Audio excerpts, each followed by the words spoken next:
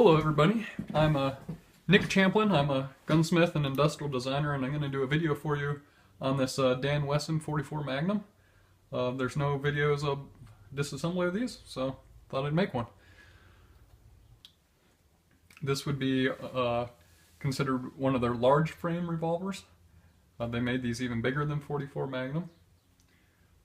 And it's actually a pretty neat design. There's no side plate. It's actually a drop-out trigger pack, I guess similar to a Rogers revolver, but pretty unique. And the reason a lot of people consider these the coolest of revolvers is it's very easy to change barrels. Barrel lengths on these.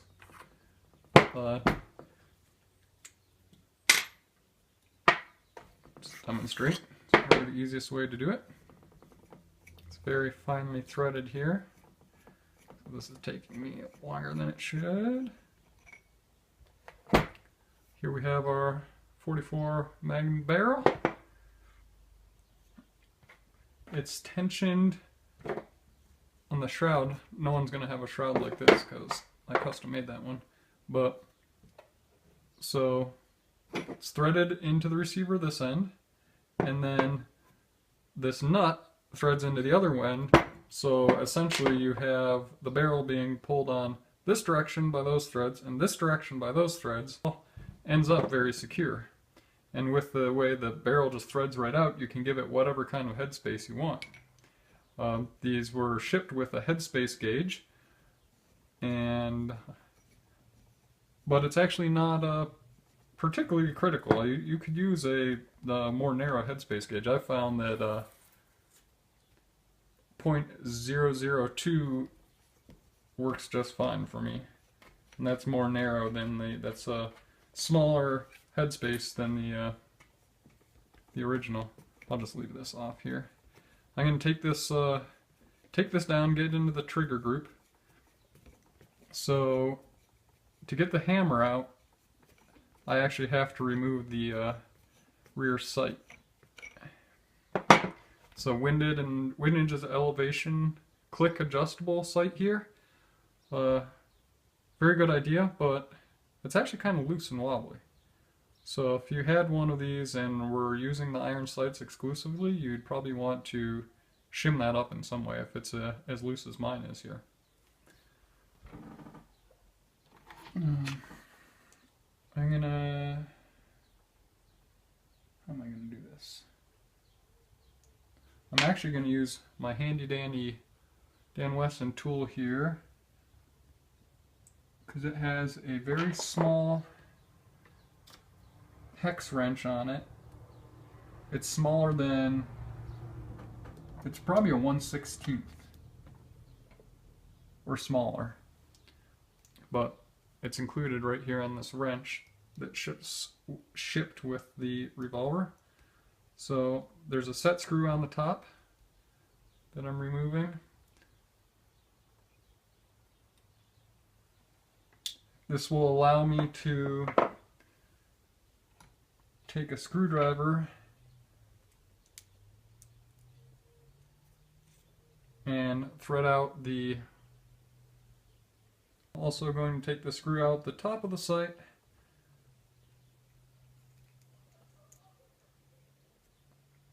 And this that'll give me enough room to move the hammer out. I'm not going to bother driving out the pin there that holds in this whole assembly.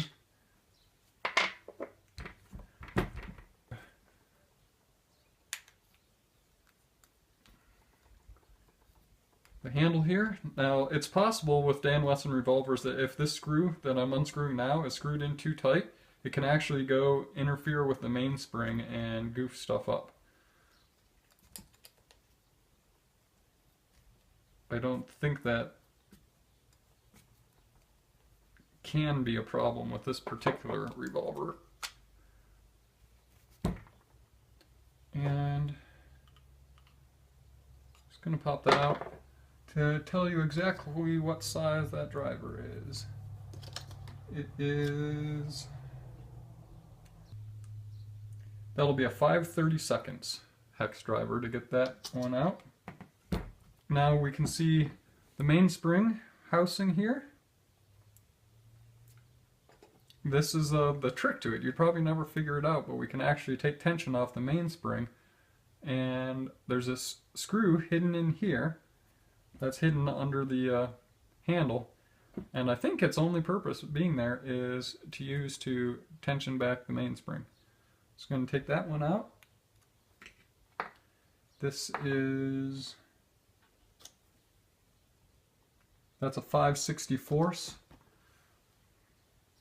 with, if you needed to go to the hardware store and find this part, it's got a length of 1/2 inch. Put this down there and just screw it in. And it's kind of weird because it doesn't seem like it's even doing anything. I'm going to remove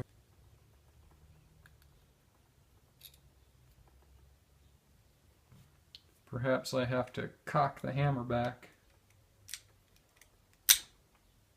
There we go. Now it'll work. And even thus, it doesn't seem like it's doing much, but there we are. Now I've grabbed it. So I release the hammer here, and I can tell it's very light. That's actually just the trigger spring now is the only spring acting on the hammer. It's lost all its oomph. Now to take this down further, so get a more rounded tool to push out this pin here. It only goes out in or out one way. This pin's captive because the one end is smushed a little like a rivet. It's 0.153 around.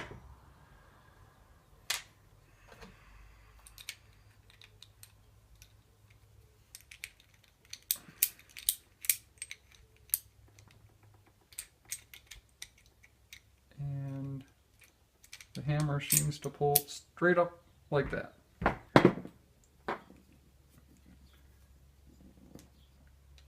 Don't want to scratch anything or force anything here.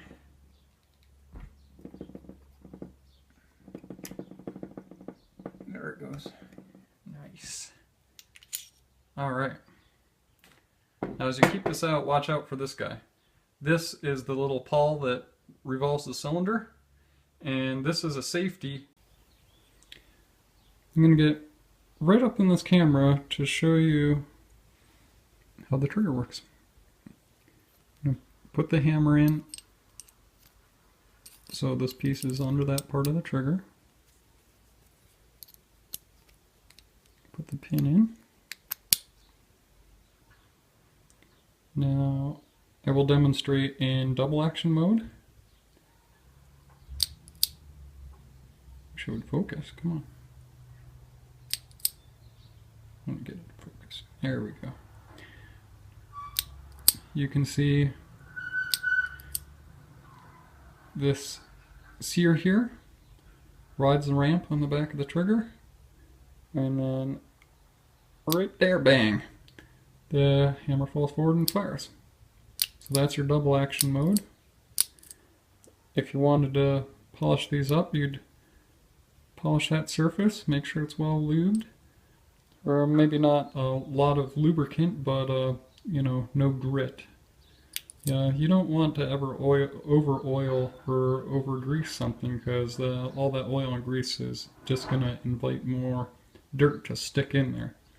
But you would want it cleaned off and with a thin layer of some lubricant. Now we'll see single action mode. In single action, you pull back the hammer until you get a click. One a little further than it should there. And now you see this bottom part of the hammer here is attached into the underside of this trigger extension.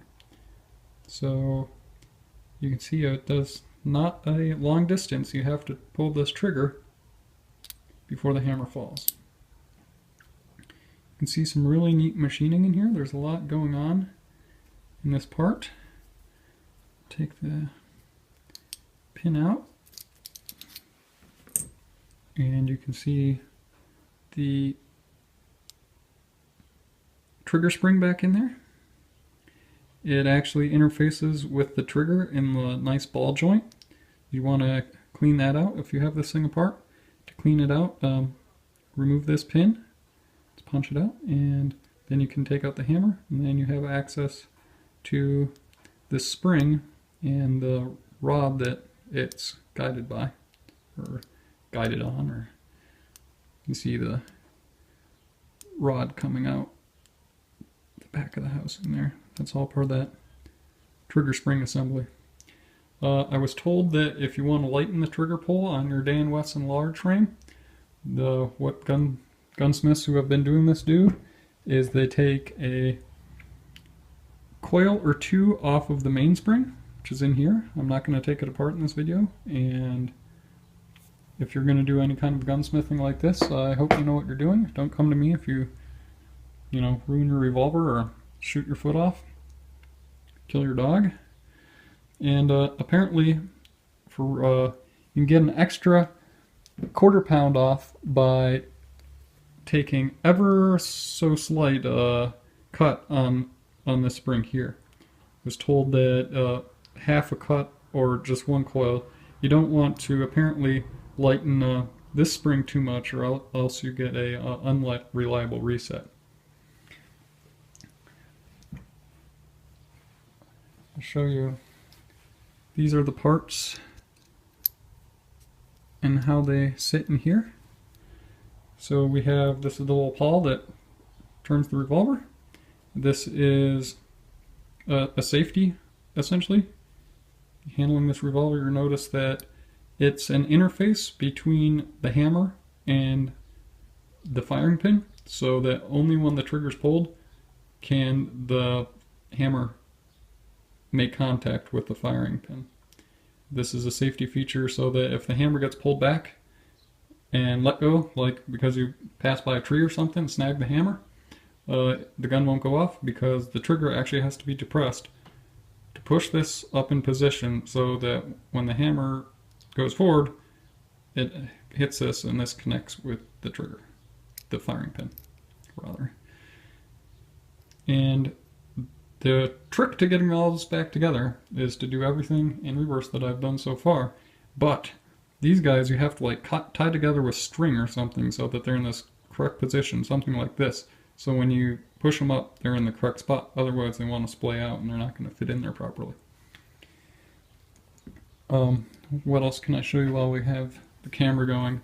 I can show you that the lock on this revolver is not back here, it's here. And you press it down. And I think that's a good spot because it seems there'd be more pressure acting against the front part of the cylinder as opposed to the rear. And also, your hand's already in a position to catch the cylinder as it comes out. If you're not aware, you never want to open a revolver by pressing the button and flipping your wrist and smacking the thing out. That's very bad on the revolver. It puts a lot of stress and you can bend the cylinder out of alignment. So it's always nice to cradle it. You don't want to do the whoosh and flip it maneuver. That's gonna, you do that to a revolver collector's revolver, he's gonna be pissed. So keep it cool. Cup the cylinder.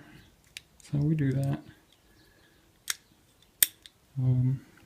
We can see in here the mechanism that locks the cylinder. This is operated by a little tab at the front of the trigger, and it basically pulls this piece down, this little tab here. This goes down when the trigger is in the beginning part of its movement to allow the revolver to rotate when that pawl hits it. And towards the end of the trigger's movement, before the hammer is released, this snaps back up so that you've got your cylinder not revolving there. And that pretty much concludes it. I guess I mean, I could take the cylinder off, I could take this apart, I could get into the mainspring, but I'm not going to do any of that in this video. Hope you enjoyed it. Have a nice day.